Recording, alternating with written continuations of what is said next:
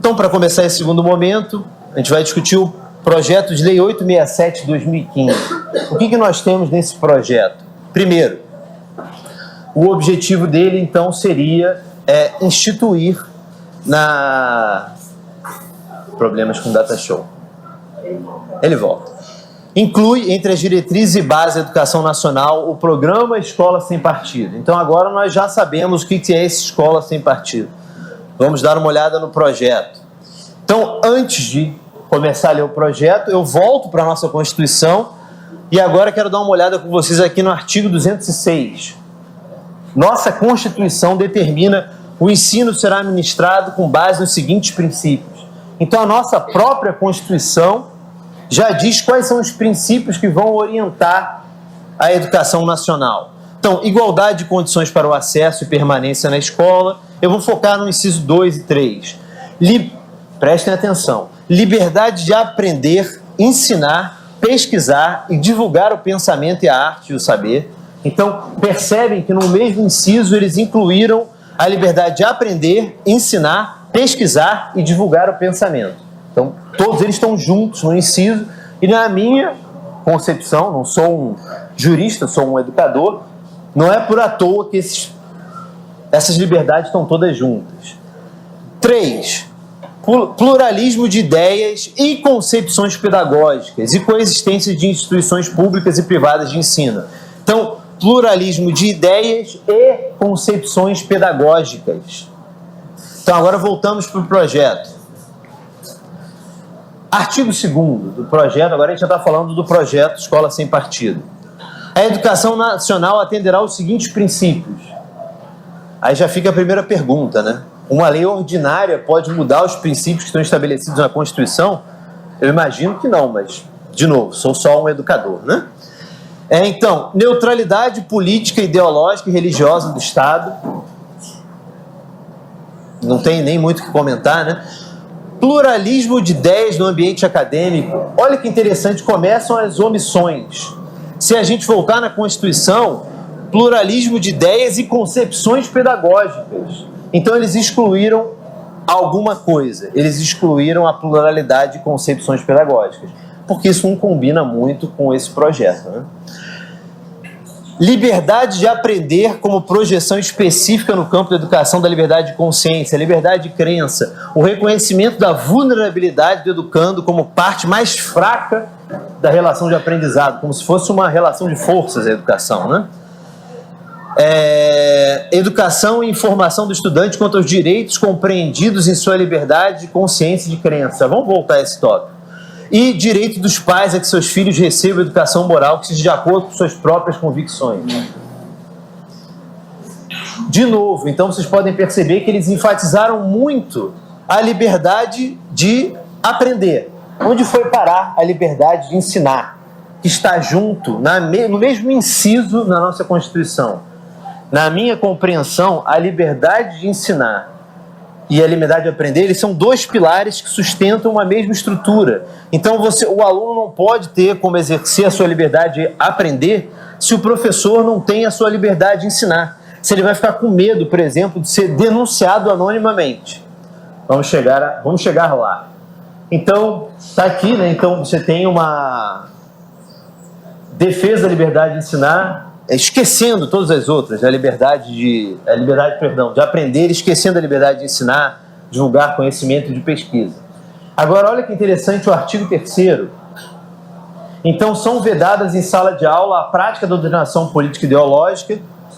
Já vimos qual é a concepção desse grupo de doutrinação. Então, é completamente absurdo colocar isso dentro da nossa lei de diretriz e base da educação. Mas o mais interessante é a segunda parte. Então, são vedadas a veiculação de conteúdos ou a realização de atividades que possam estar em conflito com as convicções religiosas ou morais dos pais ou responsáveis pelos estudantes. Se nós temos qualquer professor aqui dentro dessa sala, sabe que isso aqui é absolutamente impossível. Nós temos salas completamente heterogêneas, com alunos das mais diversas crenças, das mais diversos valores morais, com as famílias mais diferentes. E aqui eles querem que o professor querem tentar proibir a veiculação de qualquer conteúdo ou atividade que possa ir contra qualquer uma das crenças dos pais. Mais do que problemático, para mim isso aqui é impossível. É impossível. Como isso vai ser aplicado? É totalmente impossível. Bom, depois a gente debate um pouquinho, eu gostaria de ouvir o que vocês acham. Mas os criadores do projeto, no caso o advogado chamado Miguel Najib, ele insiste que esse projeto não cria nada de novo. É um engano. Eu vou mostrar para vocês algo que eles criam de novo, que esse projeto cria de novo. Artigo 7º. As secretarias de educação contarão com um canal de comunicação destinado ao recebimento de reclamações relacionadas ao descumprimento dessa lei, assegurado o anonimato. Então, vai se criar um canal de denúncia direta entre os alunos e a Secretaria de Educação e denúncias anônimas. Então, se isso aqui for aprovado, você como professor vai dar aula olhando para os alunos e pensando, será que alguém vai me denunciar? Então, eu acho que se esse projeto ser aprovado, ele destrói a escola, a sala de aula como espaço de debate. Porque o professor não pode ir contra a crença dos alunos. O professor vai ficar com medo de ser denunciado anonimamente. Ele não vai saber nem quem acusou o próprio professor. Então, é uma situação e piora. Então, depois essas denúncias vão ser encaminhadas ao Ministério Público, que vai, então, defender a criança, os direitos dessa criança. E para quem acha que essa lei vai atingir só a educação básica, então o disposto, artigo 8º, né? O disposto nessa lei aplica-se no que couber aos livros didáticos e paradidáticos. Então, se essa lei ser aprovada, ela vai ser um dos critérios de avaliação do Programa Nacional do Livro Didático. Então, os livros vão ser avaliados segundo critérios de neutralidade ideológica. Quem vai definir o que é neutro e o que não é? Fica a pergunta, né? As avaliações para o ingresso no ensino superior. Então, isso que eles já entraram com a Associação Escola Sem Partido, já entrou com a associação, já entrou com a representação, contra o Enem do ano passado. Se essa lei for aprovada, eles não vão nem precisar mais fazer isso, porque isso aí vai virar critério para o ingresso no ensino superior. Então, as provas de ingresso, os vestibulares e os Enems, e o Enem vão ter que ser avaliados segundo critérios de neutralidade ideológica. As provas de concurso para ingresso na carreira docente, então, vocês estão aqui se formando, para entrar no ensino superior, vão ser avaliados também por critérios de neutralidade ideológica, né? E as instituições de ensino superior. Então, é uma lei que cria muita coisa e muita coisa, sim. E o criador, de novo, insiste que a única coisa que ele quer é prender esse cartaz aí, os deveres do professor em todas as salas de aula do Brasil. É só isso. Conscientizar os alunos dos seus direitos. Para começar, deveres do professor. O professor não, o professor não, o professor não, o professor não. Então, eu acho que já devia ter uma mudança de nome. Acho que um nome que captura melhor é proibições do professor, né? Porque é uma lista de que tudo que o professor não pode fazer. Dizem até que esse cartaz deve ter 70 centímetros de altura por 50 de largura, e para nenhum engraçadinho fazer um cartaz com letras pequenininhas, eles colocam que deve ser com uma fonte e tamanho compatível às dimensões adotadas. Então, essa é um pouco a ideia desse projeto. Eu vou ler com vocês agora todo o projeto de lei, ele é acompanhado de uma justificação. Eu vou ler só 3 elementos da justificação desse projeto, que eu acho que são os mais gritantes. Então, 8º elemento da justificação do projeto.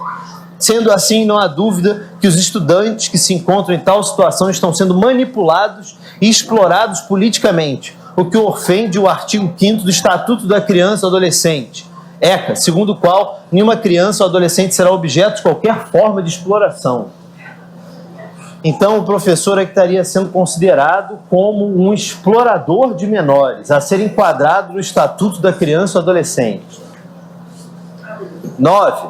Ao estigmatizar determinadas perspectivas políticas e ideológicas, a doutrinação cria as condições para o bullying político e ideológico que é praticado pelos próprios estudantes e seus colegas. Então, agora o professor é responsável pelo bullying. O ambiente que ele cria, né, porque ele realmente é uma criatura poderosíssima, que pode manipular as mentes. Então, aqueles que já foram manipulados pelo professor, talvez até sob comando desse professor, está dito ali, vão fazer bullying com seus colegas. Então o professor já virou responsável até pelo bullying escolar. E 10, para mim, para fechar com chave de ouro, a doutrinação infringe também o disposto no artigo 53 do Estatuto da Criança e Adolescente, que garante aos estudantes o direito de ser respeitado por seus educadores. Com efeito, um professor que deseja transformar os seus alunos em réplicas ideológicas de si mesmo, evidentemente não está respeitando. Então, segundo eles, a finalidade o professor... E aqui não é nem negar que possam haver abusos, mas o que está em questão aqui é a própria concepção de educação que está por trás desse projeto. Para eles, o professor tem o poder de impor suas concepções sobre os alunos. E quando eu apresento isso em escolas para professores, os professores dão gargalhada. Porque eles falam, quem dera eu tivesse esse poder todo de influenciar o pensamento dos meus alunos. Os alunos são ativos. Você está discutindo alguma coisa, eles procuram no celular as informações, eles vão em casa, eles falam com outros professores. Então esse, para mim, é um argumento central. Esse projeto aqui, ele destrói a escola como espaço de debate. Porque vamos supor que o professor seja injusto ou esteja querendo impor as suas concepções políticas sobre os alunos. O que o aluno pode fazer?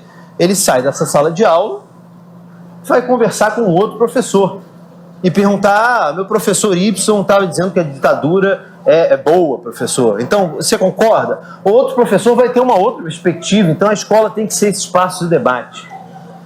E esse projeto destrói isso, porque, ok, vamos supor que numa escola todos os professores pensassem igual.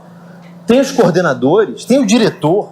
Então, se você cria um canal de denúncia anônima, você está destruindo a escola enquanto espaço de debate. Você não vai conversar com outros professores de outras pessoas, você vai direto fazer a sua denúncia anônima e os professores vão viver com medo. Então, aqui eu fecho a segunda parte da minha apresentação.